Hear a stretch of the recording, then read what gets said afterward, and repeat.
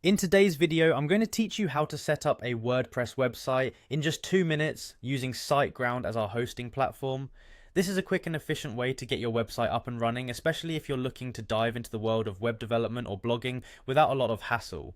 First things first, you'll need to navigate to Web Hosting Perfected, which is the SiteGround website.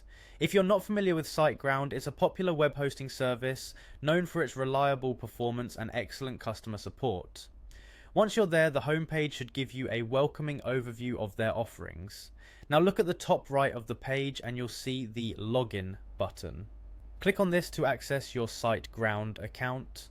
If you don't already have an account, you'll need to set one up, but for the purposes of this tutorial, we'll assume you already have one ready to go. After you've clicked Login, you'll be taken to the main dashboard of your SiteGround account. Here you want to locate My SiteGround account. Clicking this takes you into a more detailed view of all the services and features available to you. It's where we start customizing and really begin the setup process. Next, find the websites section from this menu. It's here where you'll see a list of any websites you're currently managing under your account. To set your new site up, select one from the list or add a new one if you need to. Now that you're in the websites area, look for Site Tools. This section is crucial because it provides all the instruments you need to manage your site's infrastructure. Click into Site Tools to proceed. Once you're in Site Tools, you'll likely see a tab or section labelled Install and Manage WordPress. This is where the action really begins.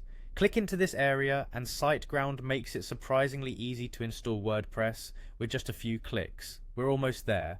Within the Install WordPress area, you'll see an option simply labelled WordPress. Click on that to either install WordPress for the first time or manage an existing installation. And there you have it. With that final step, you've set up your WordPress site using SiteGround.